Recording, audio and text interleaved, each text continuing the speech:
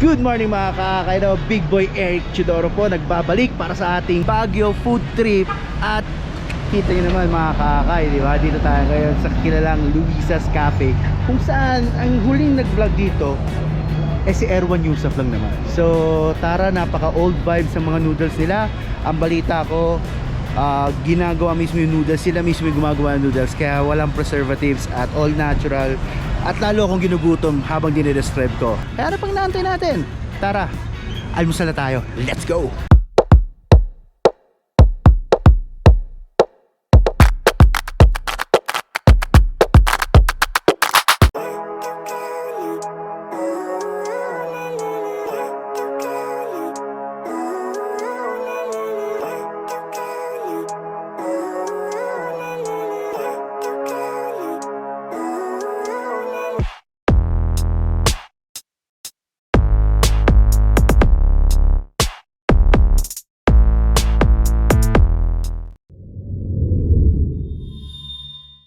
At ayun na nga ng mga kaakay, after natin makita yung preparation nila, kung paano nila hinahanda itong mami na to, ito yung tinatawag nilang Luisa Special, diba?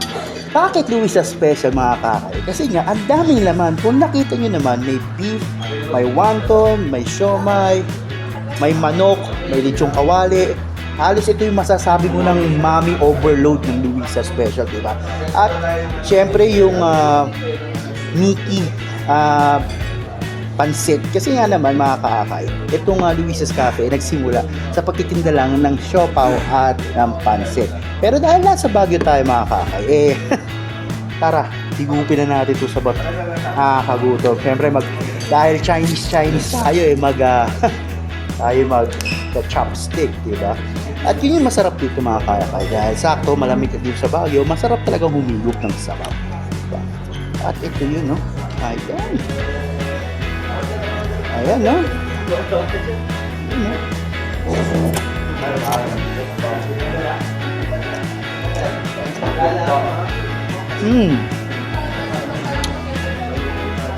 Panalo. Panalo mga kakay, ah. Lalo na yung sabaw nila.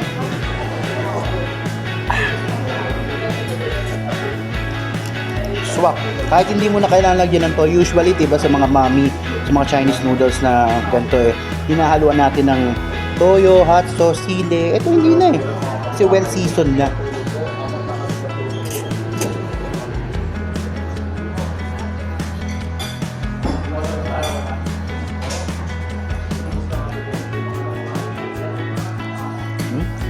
Kaso, ang hirap din pala mag chopsticks, kaya magpapakatotoo na tayo mga kakaya. Kapag natin dyan, gamitin na natin yung tinidor, diba? Kutsara tinidor, diba? Grabe, yung laman, panalo.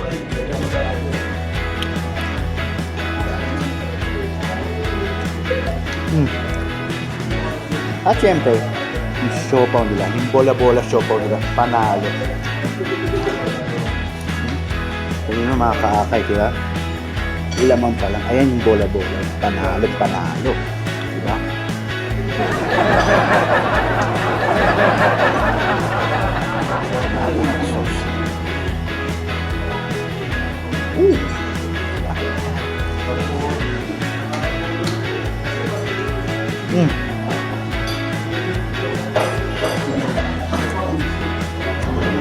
Solid yung naman mga kakay. Kaya naman panalo.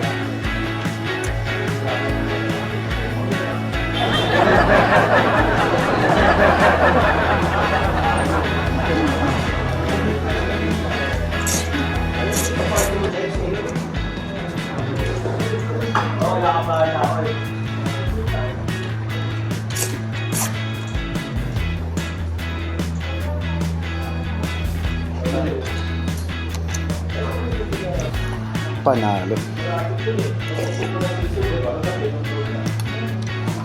At lagyan natin ng hot sauce, diba?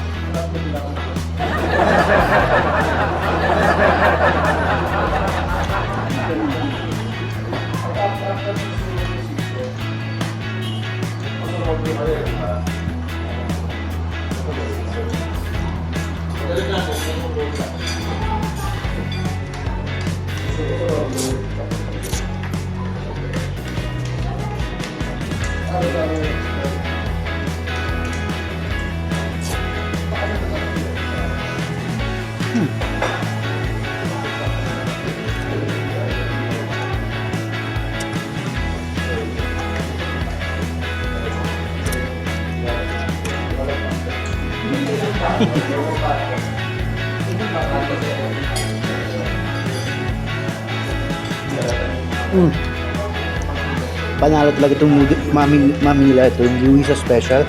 Next, tikman naman natin itong kanilang pansit, diba?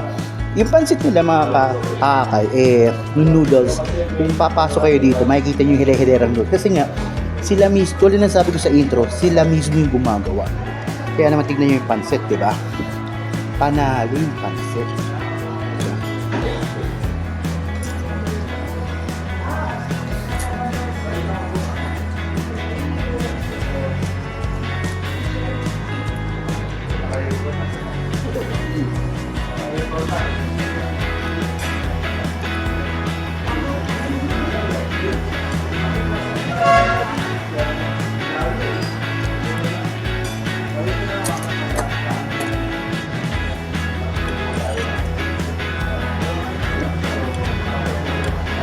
Nga pala mga kakakay, no? Itong Luisa's Cafe, trivia lang, ay nag-start pa noong 1956. So, dekada-dekada na sila sa industriya ng pagtitinda ng noodles. Talagang masabong perfect nila, diba? Pero mga kakakay, pangalawang beses ko nang bumalik dito sa Baguio at buti lang bumalik ako. At sulit ang dayo ko para sa mga noodles dito sa Luisa's Cafe. Diba? Panalo.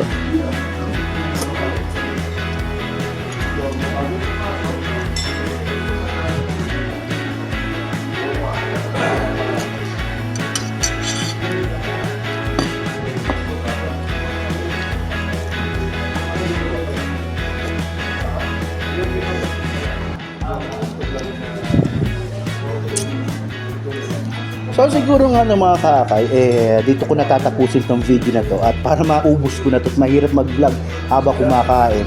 At nga pala magpasalamat muna tayo sa staff and crew ng Luisa's Cafe para sa pagtanggap sa amin dito.